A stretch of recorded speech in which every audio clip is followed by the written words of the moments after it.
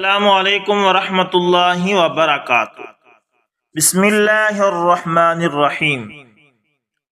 لوگ قیدیوں کی طرف متوجہ ہوئے اور انہوں نے پلک جھپکتے ہی انہیں خرید لیا اور رقم بیت المال میں جمع کرا دی۔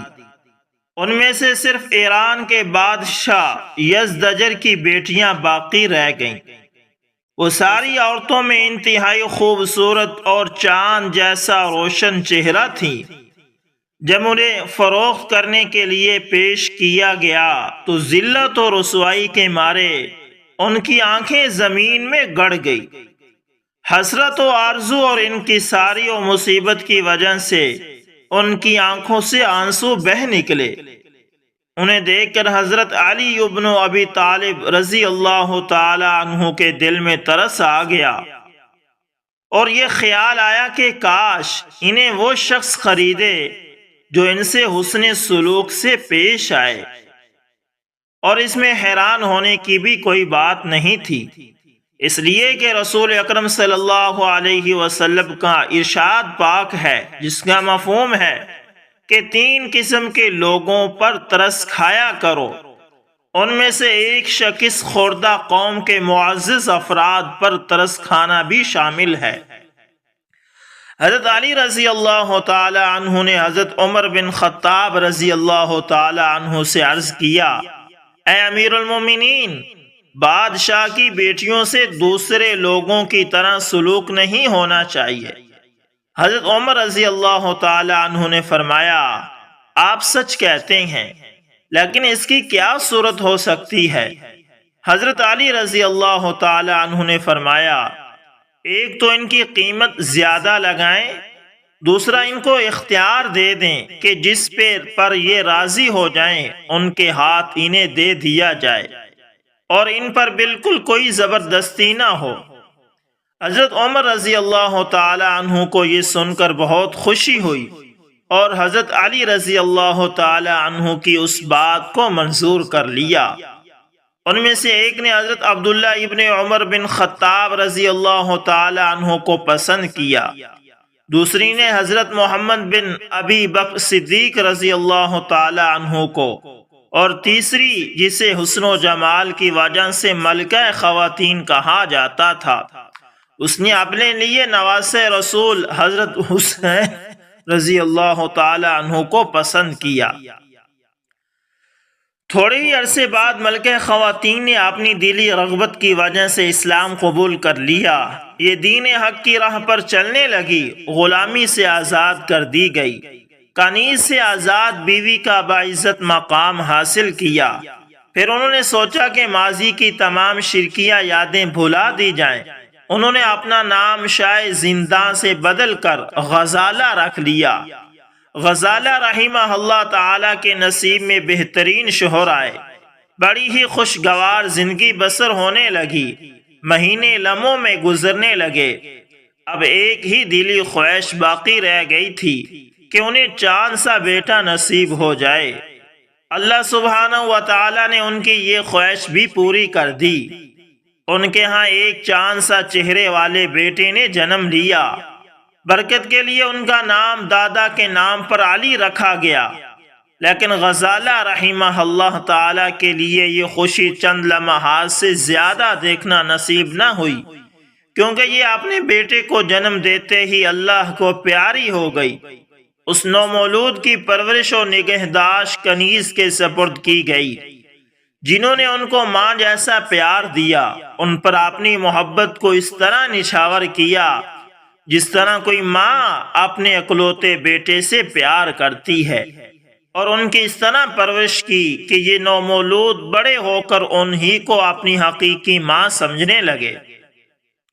حضرت علی بن حسین رحمہ اللہ تعالی جب بڑے ہوئے تو علم کی طرف شوق و رغبت سے متوجہ ہوئے۔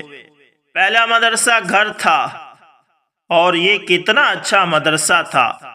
پہلے استاد ان کے والد حضرت حسین بن علی رضی اللہ تعالی عنہ تھے، اور یہ کتنے عظیم استاد تھے۔ اور دوسرا مدرسہ رسول اعظم صلی اللہ علیہ وسلم کی مسجد تھی۔ مسجد نبوی میں ان دنوں صحابہ کرام رضوان اللہ علیہم اجمعین اور تابعین عظام رحمہم اللہ تعالی کی چہل پہل تھی۔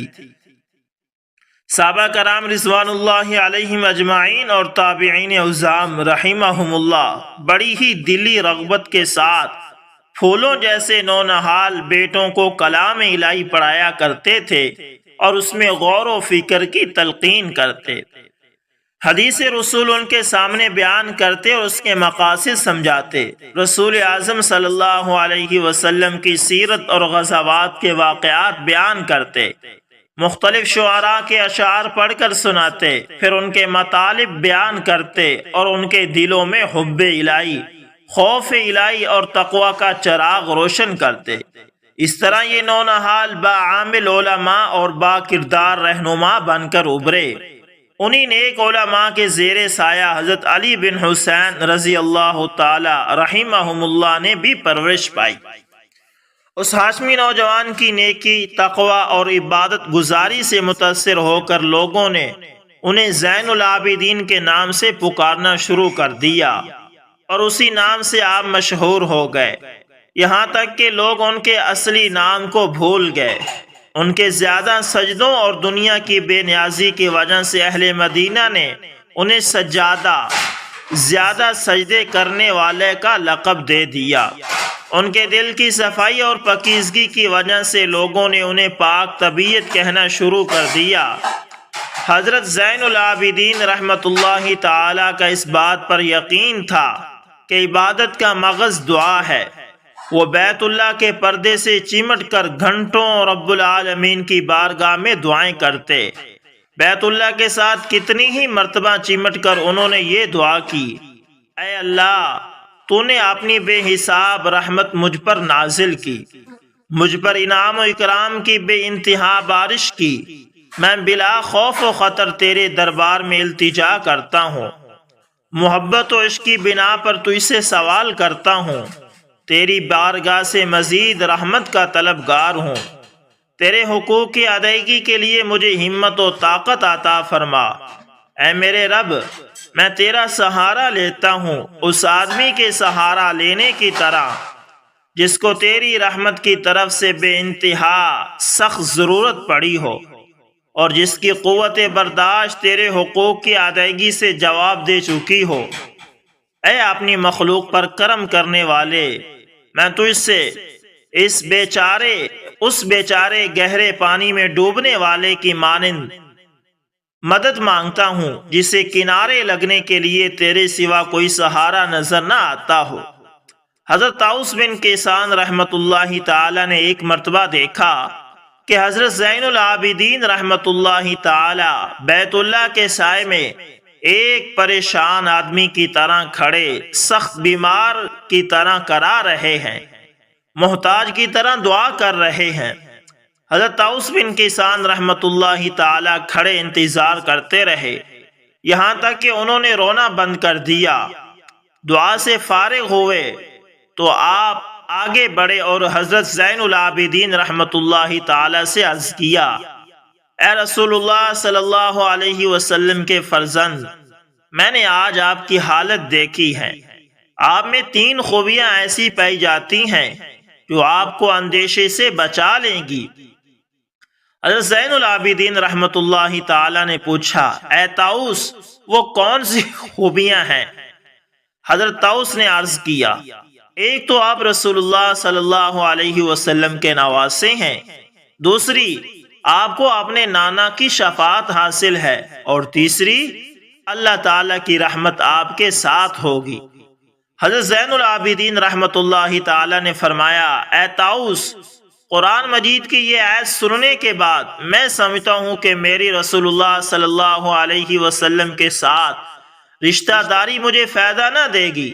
اللہ تعالیٰ کا ارشاد ہے، ترجمہ، جب سور پھونکا جائے گا تو اس دن لوگوں کے درمیان کوئی حسب نسب کام نہ آئے گا۔ جہاں تک میرے نانا کی شفاعت یعنی سفارش کا تعلق ہے تو اللہ تعالیٰ کا یہ ارشاد میرے سامنے ہے، ترجمہ، اور شفاعت، سفارش اسی کی کرتے ہیں جس سے اللہ تعالیٰ راضی ہو، اور جہاں تک اللہ تعالیٰ کی رحمت کا تعلق ہے، اس سلسلے میں اللہ تعالیٰ کا ارشاد ہے، ترجمہ: بے شک اللہ کی رحمت نیک لوگوں کے قریب ہے۔ تقوی اور اللہ کے خوف نے حضرت زین العابدین رحمۃ اللہ میں بہت سی خوبیاں پیدا کر دی تھی۔ وہ شرافت، نرمی اور بردباری کے عادی تھے۔ ان کے مثالی اخلاق و اوصاف کے بہترین تذکروں سے سیرت و تاریخ کے صفحات روشن ہیں۔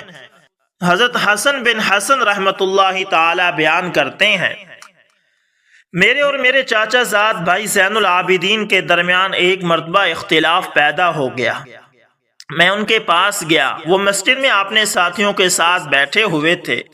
غصے میں آ کر میں نے جو منہ میں آیا انہیں کہہ دیا، لیکن وہ میری کڑوی کسیلی باتیں خاموشی سے سنتے رہے اور مجھے کوئی جواب نہ دیا۔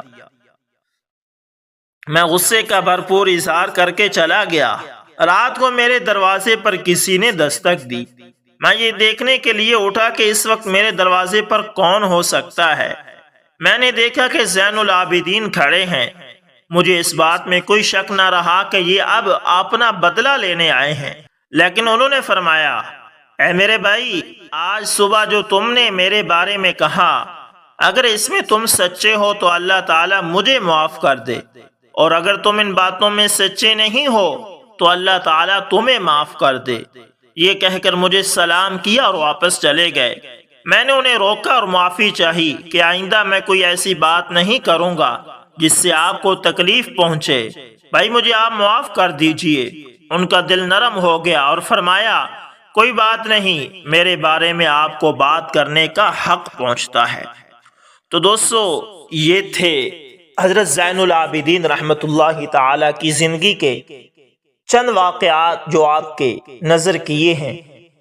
یہ واقعات سنانے کا مقصد یہ ہے کہ اللہ تعالی ہمیں بھی ان جیسی پاکیزہ زندگی گزارنے کی توفیق عطا فرمائے۔